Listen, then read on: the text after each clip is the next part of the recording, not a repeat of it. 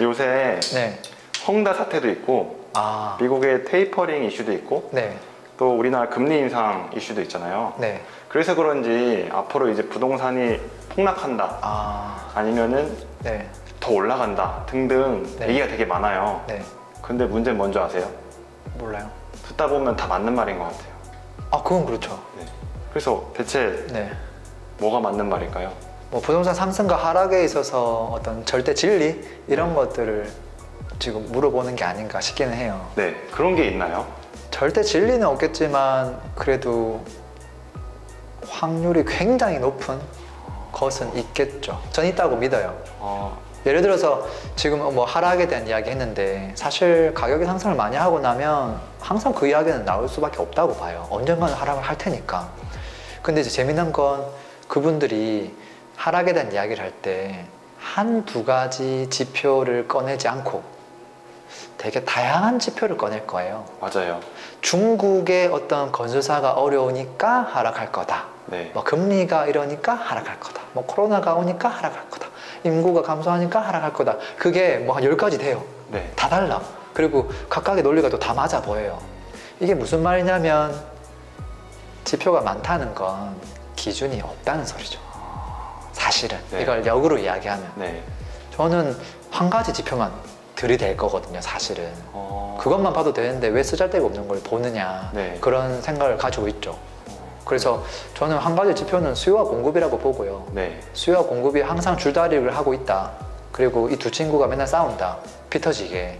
거기에 따라 가격이 오르고 내린다. 근데 마지막에 싸우고 나서 우리 어릴 때 싸우잖아요. 네.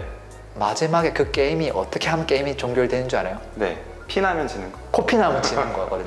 네. 그래서 수요 공급이 싸웠을 때 마지막에 누군가가 코피가 터지면 사실은 공급이 이겼다는 거예요.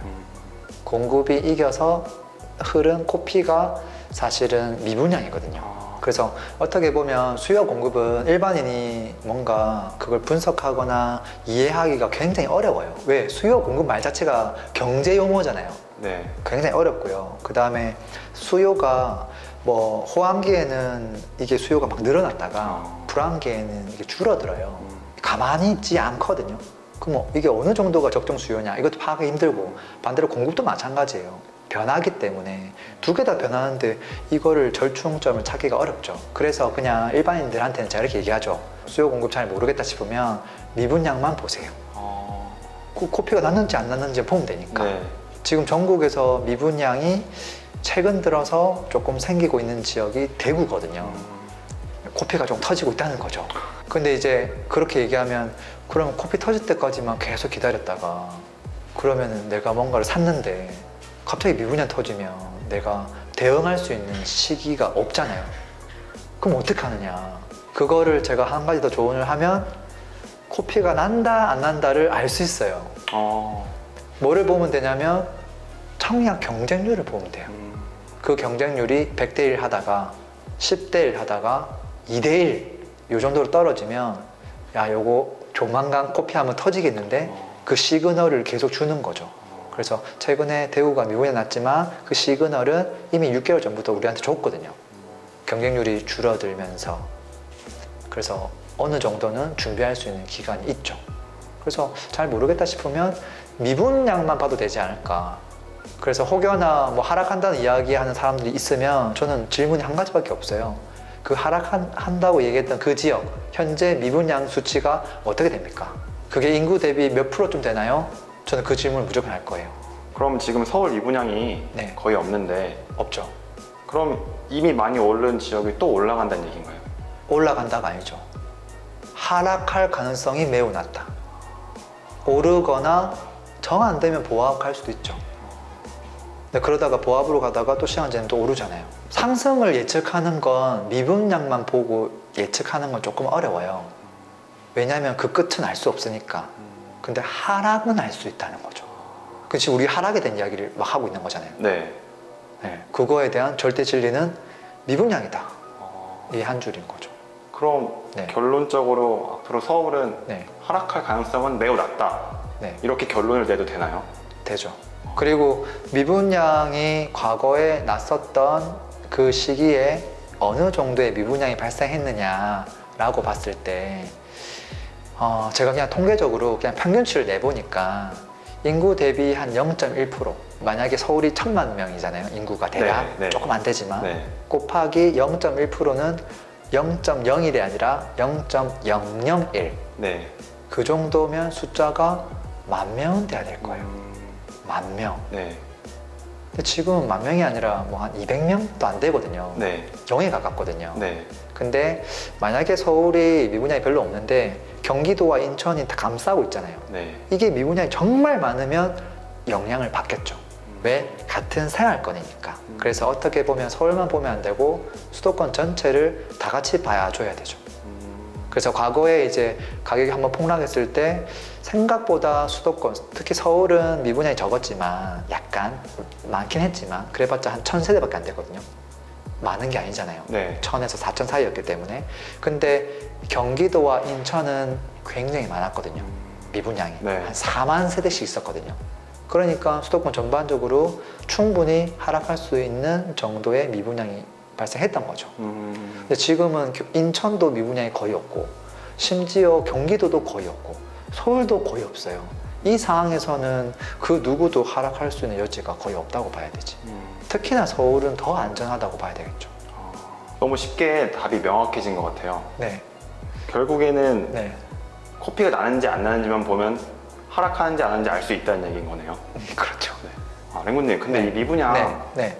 어디 들어가 봐야 알 수 있나요? 좀 편하게 확인하는 방법은 요즘에 이제 편한 사이트들이 많이 나왔으니까 네. 그 아파트 실거래가라고 하는 사이트, 아실 네. 그런 사이트를 보면 좀 무난하지 않을까 싶고요. 네. 근데 그 데이터보다 조금 더 객관적이고 물론 같은 데이터지만 원천 데이터가 되는 건 결국은 서울 지자체 홈페이지에 들어가야 되거든요. 서울은 서울시청 홈페이지, 그 다음에 경기도 같은 경우는 각 시별 또 홈페이지가 따로 있잖아요. 뭐 수원, 안양시 이런 곳들에 들어가서 미분양 현황하면 나오거든요.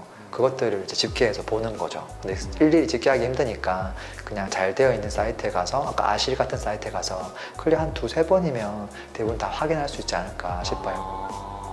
랭구님, 지금 미분양이라고 답을 주셨는데 네. 그럼 테이퍼링, 네. 금리, 인구, 네. 매수 심리 네. 이런 것들은 네. 그럼 영향을 얼마나 끼친다고 봐야 될까요? 영향이 전혀 없다고 볼 수는 없겠죠. 예를 들어서 조선 경기가 매우 어려웠을 때 다른 많은 지방 소도시 중에서도 그 지역은 유독 가격 하락이 컸거든요. 영향이 거의 없다고 볼 수는 없고요. 다만 그 지역들 공통점들은 다 미분양이 있었다. 그 상태에서 다른 악재들이 좀 더 있을 때 좀 더 많이 하락하더라. 그런 부분이 있기 때문에 전혀 쓸모없다고 볼 수는 없죠. 랭구님, 근데 네. 이렇게 미분양이라는 지표가 명확하게 나와 있는데 네. 왜 사람들은 유튜브에 나와서 하락을 얘기하고 네. 많은 사람들은 거기에 공감을 할까요? 지구가 자전하는 걸까요? 태양이 자전하는 걸까요? 옛날에는 몰랐을 거 아니에요. 네. 누군가는 태양이 자전한다고 얘기했을 거예요. 네. 그럼 믿었겠죠. 그 진리를 제대로 검증을 못하기 때문에 저는 그렇다고 봐요. 저것도 맞아 보이고 이것도 맞아 보이거든요. 네. 근데 이제 제 입장에서는 그 모든 지표들을 다 검증을 했지만 네. 이거를 제가 뭔가 중력의 법칙처럼 과학 이론으로 제가 딱 등재를 해가지고 네. 이제 모든 사람들이 배워야 됩니다. 이 정도 수준으로 공표가 돼 있으면 전 국민이 다 알 텐데 네.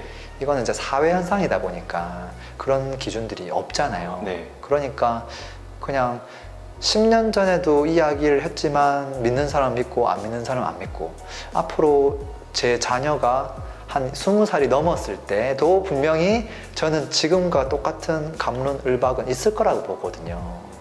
그래서 아는 사람은 알고 모르는 사람은 모르는 상태로 계속 가지 않나 그런 생각을 해요. 그분들이 일부러 미분양을 보면 되는 걸 알지만 안 보려고 하는 게 아니라 진짜 모르는 거예요. 그게 절대 진리의 지표라는 것 자체를 모르는 거죠. 랭구님, 근데 이거 방금 검증하기 위해서 여러 가지 지표를 보셨다고 했는데 네. 혹시 총 몇 가지 지표를 보셨는지 알 수 있을까요? 교통 호재, 네. 인구, 네. 뭐 인구도 전입, 전출, 세대수 증가, 네. 그 다음에 소득, 그 다음에 그 지역의 경기, 그 다음에 금리, 뭐 환율, 그 동네에 뭐 재건축, 재개발이 뭐 얼마큼 많아서 뭐 그런 것들, 그 다음에 시장이 어떤 정권이 변경됐을 때 그 영향을 미치는지, 그 당의 여부, 아니면 정부 정책 뭐 하다 보면은 그래도 한 50가지는 되지 않을까요? 뭐 작게는 뭐 거래량부터 시작해서 또 많겠죠. 근데 이 50가지 중에 결론은 미분양이 가장 미분양이 상관관계가 거의 90% 이상 맞다라는 거죠. 거의 한 99% 가깝다고도 볼 수 있어요. 좀 너무 강력하신 발언 아닌가요? 아니에요. 강력한 발언 아니에요. 정말 이지하고 네. 저는 어디 그 교과서에다가 하나 좀 적어줬으면 좋겠어요. 가격 하락, 네. 가능성, 미분양만 봐라. 그걸 먼저 봐라. 네. 네. 제가 더 이상 이제 질문할 게 없을 것 같아요. 아, 그래요? 네. 네. 지금 오늘 가르쳐 주신 내용 머릿속에 정확히 집어넣도록 하겠습니다. 알겠습니다. 감사합니다. 오늘도 영상 봐주셔서 고맙습니다. 좋은 하루 되세요. 피스.